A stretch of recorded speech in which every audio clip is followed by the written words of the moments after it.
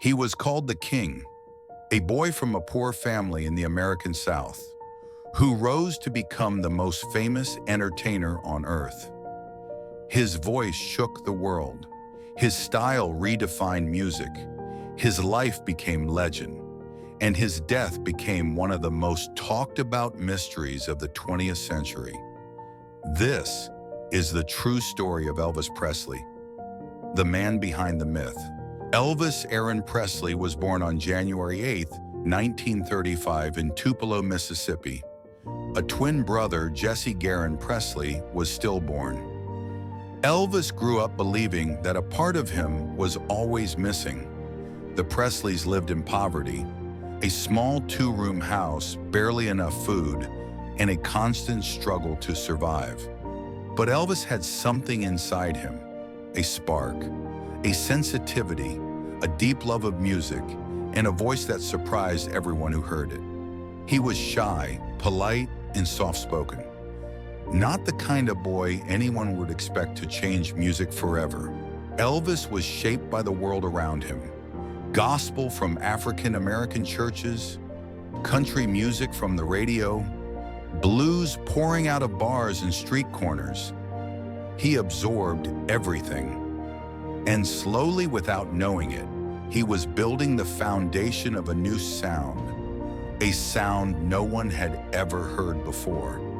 At age 10, he sang publicly for the first time. At 11, he got his first guitar. At 18, he walked into Sun Records in Memphis to record a song for his mother. That moment would change history. Sam Phillips of Sun Records heard something in Elvis, a raw, emotional voice that blended blues, gospel, and country. One night, after hours of failed attempts, Elvis started fooling around with a fast, playful version of "That's All Right." Sam Phillips knew instantly, this is it. The song hit the radio. The phone lines exploded. People wanted to know, who is this? A black singer? A white singer? Nobody knew. And that mystery made it even more powerful. Elvis had just ignited the birth of rock and roll. By 1956, Elvis Presley was no longer a regional name. He was a national sensation. His stage presence was electric, his voice powerful, his movements shocking for the time.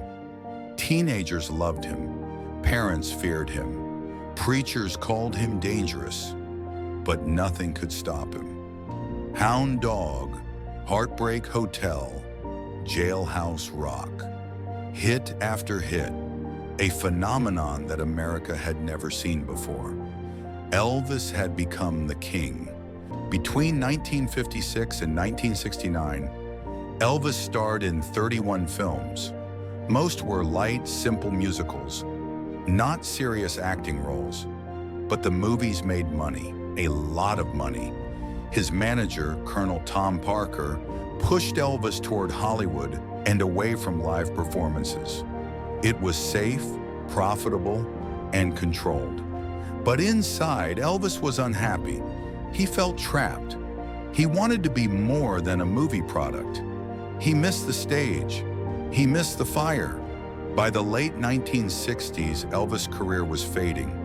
The Beatles, the Rolling Stones, and new cultural waves took over the music world. Many believed Elvis was finished, but then came the 1968 comeback special.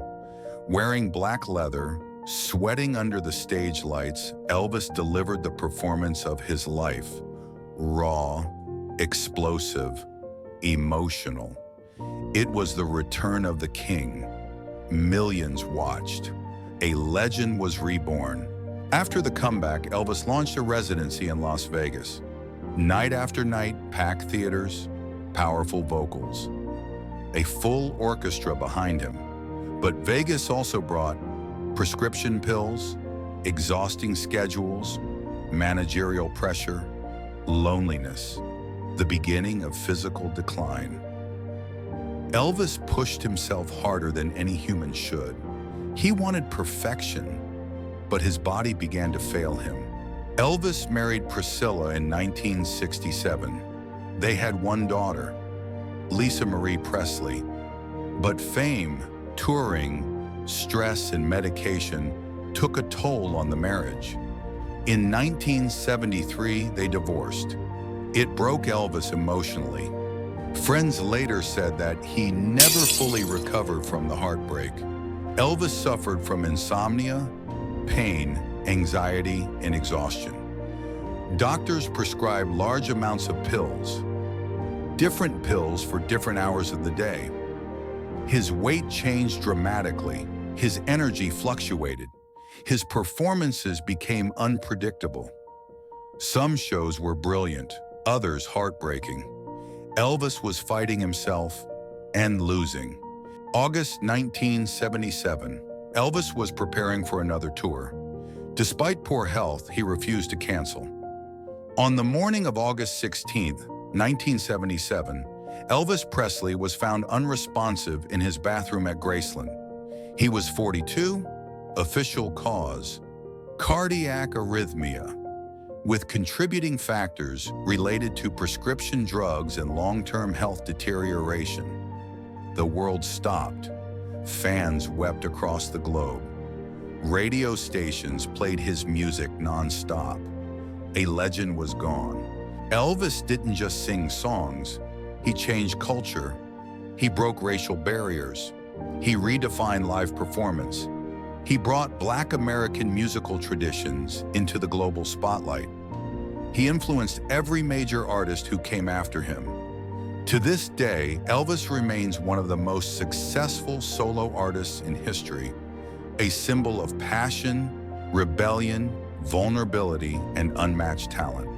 Elvis Presley's life was brilliant and tragic, a rise unlike anything before, and a fall that came too soon. But his voice, his spirit, and his impact live on through every song, every movie, every performance, and every artist he inspired. He was and will always be the king.